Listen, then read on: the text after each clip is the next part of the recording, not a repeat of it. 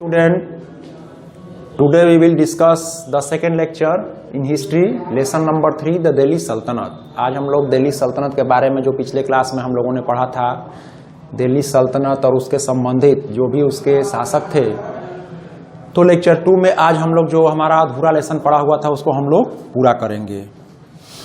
हम लोगों ने पढ़ा था सैयद डायनेस्टी तक।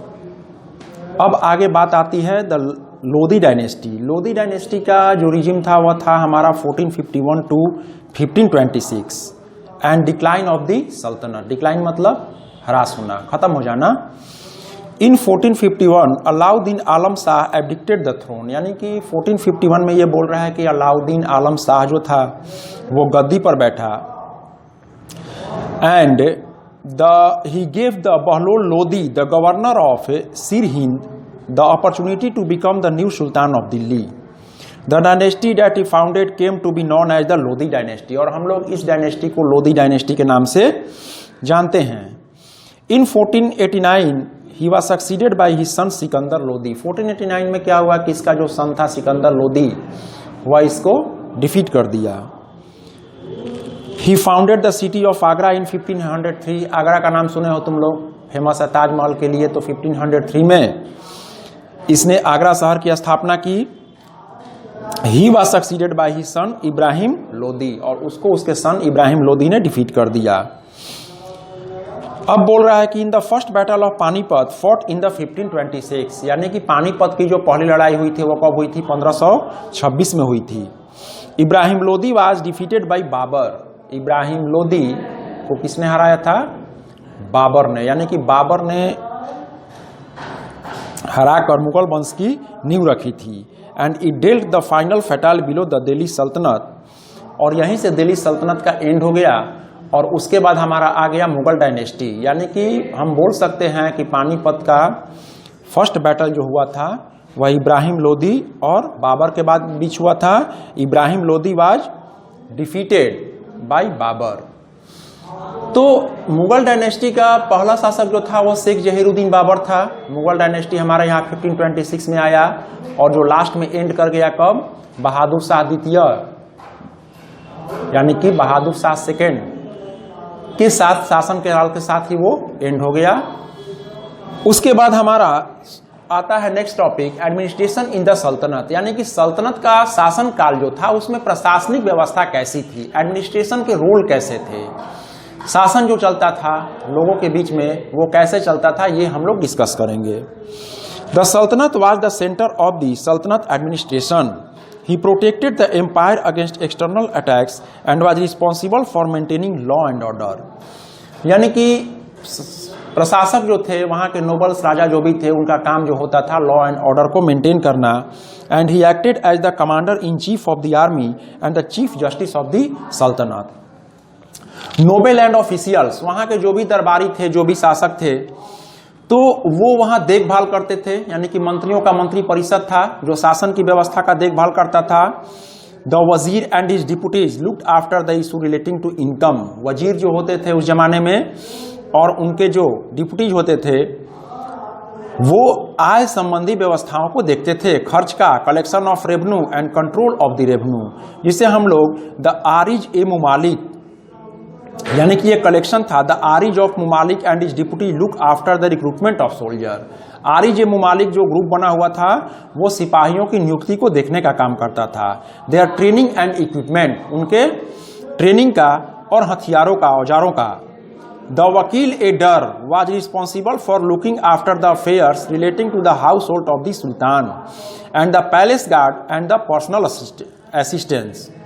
द आमिर ए हजीब was the master of ceremonies at the court while the chief काजी हेडेड द जस्टिस डिपार्टमेंट, यानी कि आमिर ए हाजिब जो था was the master of ceremonies, जो भी समारोह होते थे राजा के राज्यकाल में, जो भी समारोह होते थे उसको वो देखने का, या कोर्ट में जो भी समारोह होते थे उसको देखने का वो काम करता था। एंड द चीफ काजी हेडेड द जस्टिस डिपार्टमेंट, काजी जो था वह न्याय संबंधी कामों को देखने का काम करता था। Slaves had a huge presence in the royal household. दास जो होते थे, स्लेव्स को हम लोग दास बोलते हैं, नौकर दास, तो स्लेव्स जो होते थे had a huge presence in the royal house hold, यानी कि राज दरबार में उनकी बहुत बड़ी मात्रा में संख्या थी। They serve as a personal assistant as well and administrative officials with a view to meeting the requirement of the royal palace. कारखान्स एंड वर्कशॉप अंडर मालिक्स वेयर सेटअप। इन कारखान्स various items such as cloth, painting and other articles were produced. यानी कि कारखान्स जो थे उसमें बहुत सारे हमारे ऐसे गुड्स थे या आइटम थे, जैसे हमारे कपड़े थे, पेंटिंग के सामान थे, या फिर बहुत सारे ऐसे चीज़ें थी वहाँ पर वस्तुएं बनाई जाती थीं। Occasionally military goods were also produced in this workshop. यानी कि मिलिट्री संबंधी जो भी गुड्स थे, सामान थे, वो उसमें तैयार किए जाते थे। आर्मी की जब बात आती है तो the army was significant part of the सल्तनत because it aided the sultan to stay in power, expand and defend his empire. यानी कि आप जानते भी हो कि कहीं का भी जो स्ट्रेंथ होता है किसी भी गवर्नमेंट की या किसी भी राजतंत्र की, राजा के शासन का जो भी स्ट्रेंथ होता है वो उसके आर्मी पर डिपेंड होता है, उसके सैनिक शासन पर डिपेंड होता है। यानी कि डिपेंड करता है कि उसकी सैनिक व्यवस्था यानी कि आर्मी की पावर जो है वह कितनी ताकतवर है, कितनी पावरफुल है। तो the army comprised of the infantry of foot soldiers, cavalry और horse soldiers, archers and elephants.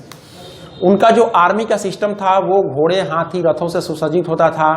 उसमें बहुत सारे ऐसे सैनिक होते थे जो वेल बेटर इक्विपमेंट के साथ ऑक्युपाइड होते थे किसी भी वार को झेलने के लिए। Horses of fine quality received great attention. अच्छे नस्ल के घोड़ों पर विशेष ध्यान दिया जाता था। And they were important for Arabia. अरब देशों से उन्हें मंगाया जाता था। Alauddin Khilji maintain a detail description of each soldier known as चेहरा। अलाउद्दीन ने सभी अपने सैनिकों का एक डिस्क्रिप्शन, इट मीन्स विवरण तैयार कर रखा था जिसे हम लोग चेहरा के नाम से जानते हैं। Each horse was branded in his army known as dagh. घोड़ों के प्रत्येक जो उनके सैन्य व्यवस्था में जो घोड़े लगाए गए थे उसमें घोड़ों के जो नस्ल थी उसको हम लोग दाग के नाम से जानते थे। During his reign land revenue was collected in cash. पैसे की जो व्यवस्था थी वो कैश में कलेक्ट की जाती थी। Soldiers were also paid in cash. और सैनिकों का पेमेंट जो था वो नकदी कैश में दिया जाता था। अब बात आती है डिवीजन ऑफ सल्तनत, यानी कि सल्तनत का बंटवारा किस प्रकार हुआ था। The Delhi Saltanat was divided into provinces known as suba. Delhi सल्तनत जो था वो प्रोविंस में बटा था जिसको हम लोग सूबे के नाम से जानते हैं। विच वेयर फर्दर डिवाइडेड इनटू 6, जो बाद में किस में बटा था, 6 में। Pargana were the sub division of the 6 which comprise several village. परगना जो था वह गांव का समूह था। And the province was headed by a governor और मुफ्ती। प्रोविंस जो था उसका उत्तराधिकारी या गवर्नर जो था वो मुफ्ती था। वाइल द सिकदार was the head of the सिख। सिकदार जो था वह सिख का हेड था। द एमिल was the head of the परगना, यानी कि एमिल जो होता था वह उस पूरे परगना का क्या होता था, हेड होता था। The land owners known as खुट्स और मुकद्दम्स। लैंड यानी कि जमीन के जो स्वामी होते थे, मालिक होते थे, उसको हम लोग खुट्स के नाम से या मुकद्दम के नाम से जानते थे। द विलेज अकाउंटेंट और patwari maintain records of land record, यानी कि लैंड रिकॉर्ड, जमीन से संबंधित किसी भी प्रकार की विवाद या मैटर को हल करने का काम कौन करते थे, वो पटवारी।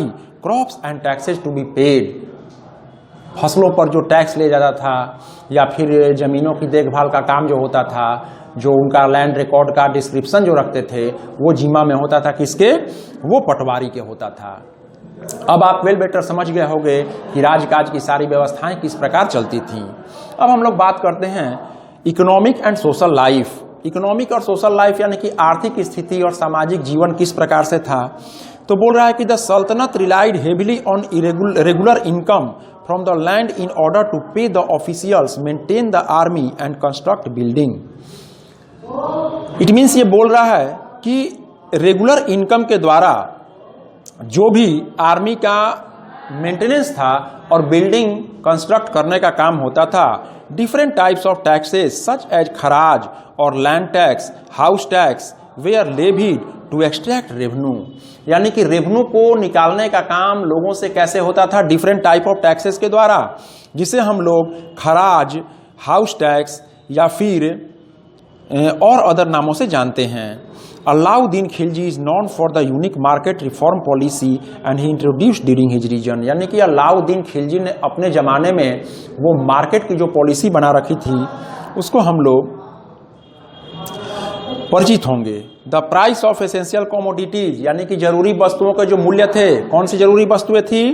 फूड थे, ग्रेन्स थे, अनाज, खाद्य पदार्थ, सुगर, चीनी, cooking oil, cloth, horse, cattle and slaves were fixed by him along with the introduction of standardised weights and measure. यानी कि जिन सामानों को बेचने खरीदने का मानदंड तय होता था, यानी कि इन सामानों को बेचना होता था, उसका क्या होता था कि उसका स्टैंडर्डाइज्ड वेट्स, भार होता था और माप होता था। उन सामानों में क्या क्या था? तो अनाज थे, चीनी थे, कुकिंग ऑयल था, क्लॉथ था, मवेशी थे और दास होते थे। यानी कि दासों की बिक्री उस जमाने में होती थी। दासों का भी रेट फिक्स होता था, नौकर का। दास में क्या होता था कि लोग बिकते थे।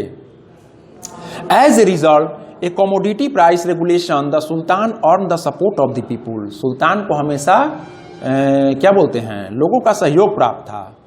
The market was under the control of an officer known as सहाना। मार्केट जो था उसको कौन कंट्रोल करता था? सहना। Who maintained a register of merchant, जो व्यापारियों के रजिस्टर को मेंटेन करता था, and control the shopkeeper and prices, और दुकानों और मूल्यों का नियंत्रण करता था। The revenue payable depend on the measurement of the land and its yield. The खून्स एंड मुकद्दम्स हेल्प टू पे टैक्सेज, यानी खून्स और मुकद्दम जो थे वो टैक्स पे करते थे। Muhammad bin Tughlaq introduce new cases of local taxes. Muhammad bin Tughlaq ने लोकल टैक्सों को ऐड किया। He continued the demand one half of the produce as tax as the peasant. However, lack of rainfall and famine led to the farmer instability to pay tax, which resulted the rebellion against the Sultan.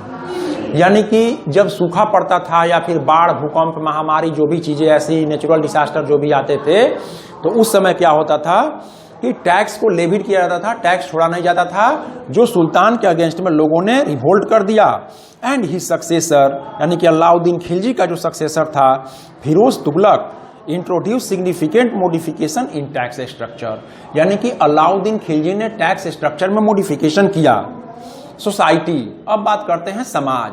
समाज किस प्रकार बटा हुआ था? All the administrative post in the सल्तनत were reserved for the nobles who constituted the ruling class in the society, यानी कि समाज में जो भी प्रशासनिक पद थे वो नोबल्स के लिए सुरक्षित कर रखे गए थे। The distinction of the caste system permitted to all religions, यानी कि कास्ट सिस्टम जाति प्रथा थी। Slaves were brought and sold in huge number in the market, दासों को बाजार से खरीद कर लाया जाता था और बेचा जाता था। इसलिए लोग दासों को खरीद बिक्री करते थे, इसलिए कामों को करवाने के लिए। वे बंधुआ मजदूर की तरह होते थे, जितना दिन तक रखना चाहते थे लोग रखते थे, फिर उसे मार्केट में बेच देते थे। At times they rose up a high post in the administrative structure and army. The peasant lived in poverty, यानी कि किसान जो थे वे हमेशा गरीबी रेखा में जीवन अपने बिताते थे। इट मीन्स कि हमने देखा इसे, अब हम लोग रिव्यू लेते हैं इस चैप्टर का, द दिल्ली सल्तनत का। तो दिल्ली सल्तनत में हमने देखा कि टर्किश रूल इन इंडिया, उसके बाद ये डायनेस्टी आया दिल्ली सल्तनत का 1206 to 1290, अलग अलग डायनेस्टी आए। रजिया सुल्तान का शासन रहा, नासरुद्दीन महमूद का, खलजी डायनेस्टी रहा, तुगलक डायनेस्टी रहा, यानी कि अलग अलग शासक वर्ग के लोगों का अलग अलग शासनकाल होता आया और उसमें उनके जीवन शैली के बारे में हमने पढ़ा। अब आप क्या करोगे कि इसको पेंसिल से लेकर अंडरलाइन करोगे, जो भी उसके अंडरलाइन होंगे, इंपॉर्टेंट लाइंस होंगे, उसको आप अंडरलाइन कर लोगे। और देखो कुछ इसमें कीवर्ड्स यानी कि ग्लूसरी दिए गए हैं।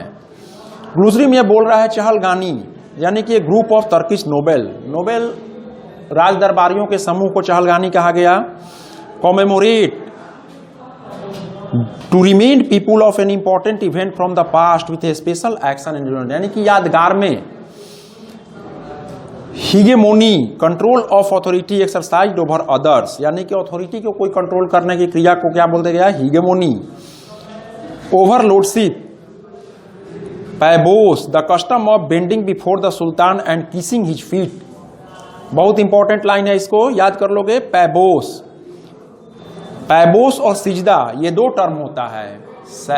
पैबोस एग्जाम में पूछा जाएगा, what do you mean by पैबोस और सिजदा।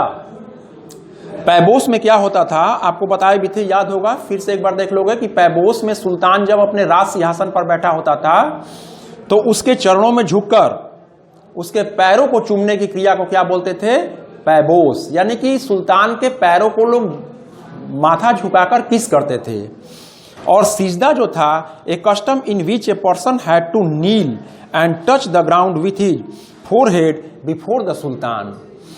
यानी कि सुल्तान के सामने वो अपने माथे को झुकाकर जमीन से टच करता था, उसको हम लोग सिजदा बोलते थे। तो दोनों पॉइंट को आप बढ़िया से वेल बेटर याद कर लोगे। What do you mean by सिजदा और पैबोस? तो सिजदा means a custom in which a person had to kneel and touch the ground with his forehead before the sultan. और पैबोस का मतलब होता है कि the custom of bending before the sultan and kissing his feet. सल्तनत बोलते हैं कि ये kingdom under the rule of sultan. सल्तनत किसको बोला गया? ये साम्राज्य जो किसी सुल्तान के शासन में आता हो उसको क्या बोला गया? सल्तनत। हम लोग उसे सल्तनत के नाम से जानते हैं। अब आप इस चैप्टर में कुछ इंपॉर्टेंट डेट्स हैं। डेट्स का मतलब कि जैसे कौन सा डायनेस्टी कब आया था, या फिर दिल्ली सल्तनत कब स्टार्ट हुआ, अलाउद्दीन खिलजी का शासनकाल क्या रहा, तुगलक डायनेस्टी का केस स्टडी देखोगे, या फिर अलग अलग खलजी डायनेस्टी का केस स्टडी देखोगे। तो अब आप समझ गए होगे वेल बेटर इस चैप्टर को। इसके जो मल्टीपल चॉइस क्वेश्चन है, ऑब्जेक्टिव क्वेश्चन है, उसको आप सॉल्व करोगे और जो भी क्वेश्चन राइट करना होगा आप अपने फेयर कॉपी में राइट करोगे। Okay, thank you.